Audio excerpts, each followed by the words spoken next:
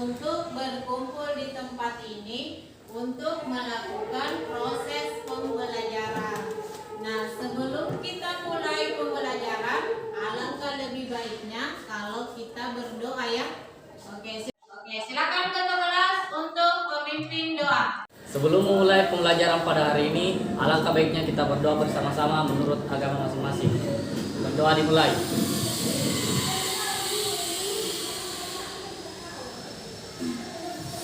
Selesai. Oke, alhamdulillah. Jadi ibu cek dulu ya. Fahrul, Ada Bu. Nur Aulia, hadir Bu. Ardel, Ada Bu. oke, alhamdulillah hadir semua ya. Nah, untuk pembelajaran hari ini kita akan belajar mengenai masuknya agama Hindu-Buddha di Indonesia. Nah, sebelum kita memasuki materi, jadi tidak semua profil pelajar Pancasila ini bisa diambil. Jadi untuk pembelajaran hari ini profil pelajar Pancasila yang kita ambil hanya 4. Jadi yang kita ambil hanya 4. Yang pertama, beriman dan bertakwa kepada Tuhan Yang Maha Esa. Yang kedua, bergotong royong karena kita akan diskusi kelompok. Kemudian yang ketiga, bernalar kritis. Dan yang keempat adalah kreatif. Jadi itu adalah profil pelajar Pancasila yang akan kita laksanakan ketika proses pembelajaran. Tujuan pembelajaran kita untuk hari ini ada 3. Jadi yang pertama, menganalisis berbagai teori tentang proses masuknya agama dan kebudayaan Hindu-Buddha ke Indonesia. Kemudian mengolah informasi tentang proses masuknya agama dan kebudayaan Hindu-Buddha ke Indonesia serta pengaruhnya pada kehidupan masyarakat Indonesia masa kini, dan menuangkan hasil analisis dan pengolahan informasi tentang proses masuknya agama dan kebudayaan Hindu-Buddha ke Indonesia dalam bentuk tulisan. Oke, ada yang tahu gambar di atas? Oke, silakan belajar.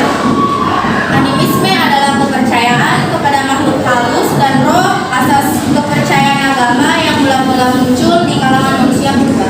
Oke, terima kasih atas jawabannya. Jadi animisme itu kepercayaan terhadap roh nenek moyang. Kemudian gambar kedua, dinamisme. Ada yang tahu apa itu dinamisme? Oke, silakan Intan. Dinamisme adalah sebuah kepercayaan tentang benda-benda tertentu yang memiliki kekuatan magis sehingga diperangkat. Oke. Mengapa kita perlu mempelajari agama Hindu-Buddha? Ada yang tahu? Oke, silakan Nur Aisyah. Kita perlu mempelajari agama Hindu-Buddha karena kita harus mengetahui agama-agama yang dianut oleh nenek moyang kita sebelum Islam dan Kristen masuk ke Indonesia.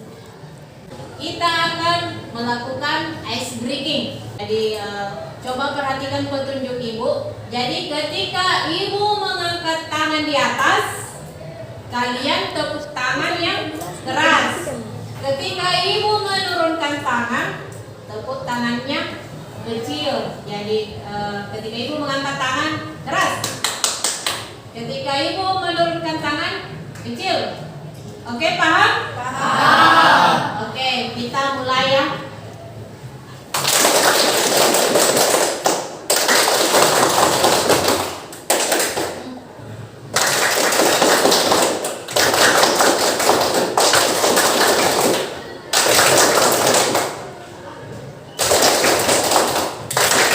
Oke, terima kasih. Masih semangat?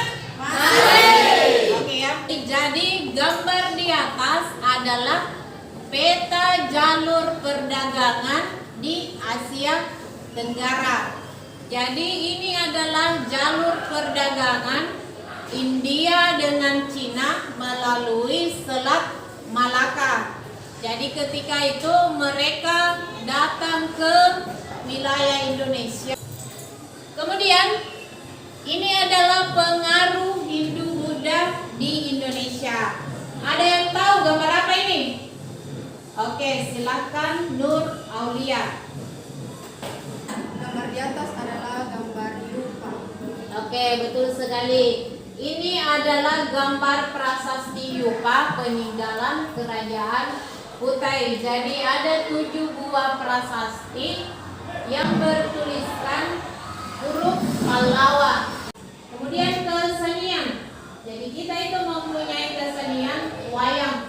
Nah, wayang ini sudah berakulturasi dengan budaya India. Nah, mulai dari cerita Ramayana, Mahabharata itu sudah diadopsi oleh orang Indonesia. Ini adalah tugas kelompok untuk kalian. Jadi sebentar kita akan melaksanakan diskusi kelompok.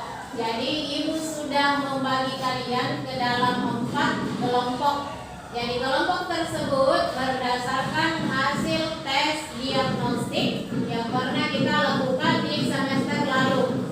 Jadi ada kelompok 1 menganalisis teori Brahmana, kelompok 2 teori kesatria, kelompok 3 teori Waisya, dan kelompok 4 teori arus balik. Jadi sebelum membentuk kelompok, sebentar kalian harus memilih siapa ketuanya, siapa yang mencari materi, siapa yang menulis, dan siapa nanti yang akan presentasi. Oke ya, paham?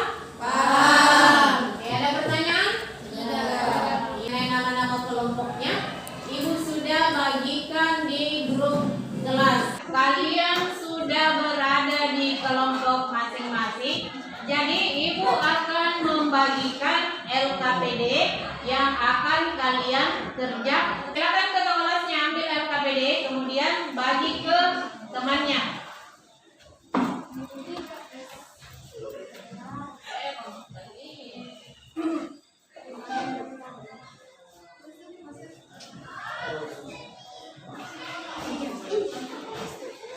Ya, untuk membantu kalian dalam mengerjakan soal LKPD, ibu sudah membagikan link video di grup kalian. Jadi itu bisa dijadikan sebagai referensi ketika kalian mengerjakan LKPD. Selain video, ibu juga membagikan bahan ajar di grup kelas. Oke anak-anak, mengerti? Mengerti. Oke, silakan dikerjakan dari sekarang. Kita belajar Pancasila, kita bernafas dalam sila-silanya. Kita belajar Pancasila, ayo kita jaga untuk Indonesia. Bersatu dalam perbedaan, berpegang tangan dan berlari. Singkirkan egomu, oh kawan, demi negeri ini. Jadilah generasi emas, cerdas berkarakter itu kita. Berjuang dan harus berani, kita terus torehkan prestasi. Jadi hari ini kalian akan melakukan presentasi. Kelompok berapa dulu yang bisa presentasi? Baik, terima kasih atas kesempatan yang telah diberikan. Saya Nur Aisyah, perwakilan dari kelompok 2. Saya akan mempresentasikan masuknya agama Hindu Buddha menurut teori Satria. Teori Satria ini dicetuskan oleh ilmuwan bernama Cornelis Christian Berg atau C.C. Berg. Menurutnya, kaum yang menyebarkan agama Hindu di Indonesia adalah kaum Satria. Kelebihan dari teori ini adalah para ahli mengemukakan bahwa pada abad ke-4 sampai abad ke-5 banyak kaum Satria atau kaum prajurit yang melarikan diri dari wilayah India akibat pergolakan politik di India. Kaum tersebut kemudian mendiami wilayah Indonesia, mendirikan komunitas atau perkumpulan, dan kekurangan dari teori ini adalah kaum Satria tidak dapat berbahasa Sanskerta. Oke, tepuk tangan untuk kelompok 1. Yang ingin bertanya untuk kelompok 2? Oke, silakan Ardel. Baik, terima kasih atas kesempatannya. Saya akan bertanya untuk yang kedua. Kenapa bahasa Indonesia mudah untuk saya menerima agama Hindu Buddha? Oke, terima kasih. Bagaimana kelompok 2? Silakan menjawab. Terima kasih atas pertanyaan yang diajukan. Jawabannya adalah karena tidak adanya unsur pemaksaan dalam penyebaran agama Hindu-Buddha dan juga kebudayaan awal Indonesia hampir sama dengan kebudayaan agama Hindu-Buddha. Sekian dari jawaban saya kembalikan kepada penanya. Jadi hari ini kalian sudah melakukan presentasi mengenai teori masuknya agama Hindu-Buddha di Indonesia. Nah, jadi teori mengenai masuknya agama Hindu-Buddha di Indonesia itu ada 4. Yang pertama adalah teori Brahmana, yang kedua teori Ksatria, yang ketiga adalah teori Waisya, dan yang keempat adalah teori arus balik. Ibu minta ada yang menyimpulkan hasil pembelajaran kita untuk hari ini. Kira-kira siapa yang bisa menyimpulkan? Oke, Nur Aulia, silakan. Kesimpulan kita pada materi hari ini adalah ada 4 teori masuknya agama Hindu-Buddha di Indonesia adalah yang pertama itu teori Brahmana, kedua teori Ksatria, yang ketiga teori Waisya, yang keempat teori arus balik. Mengadakan evaluasi.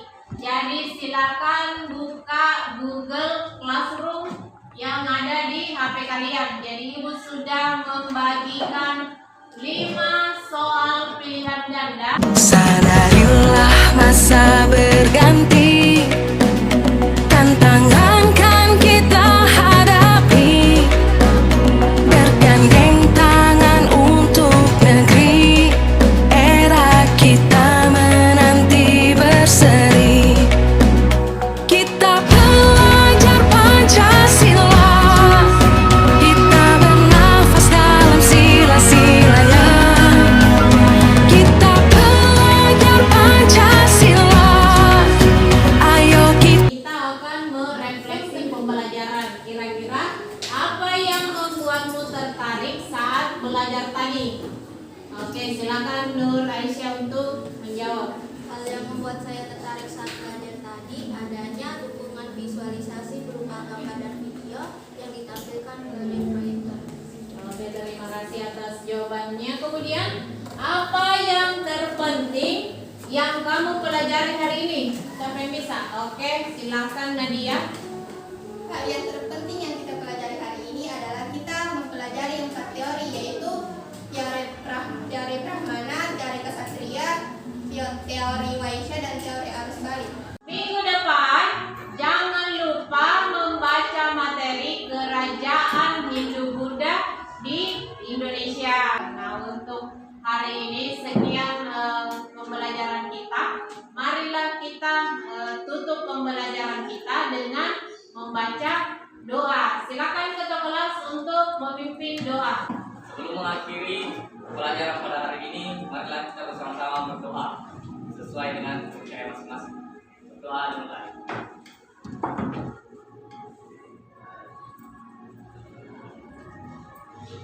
Doa.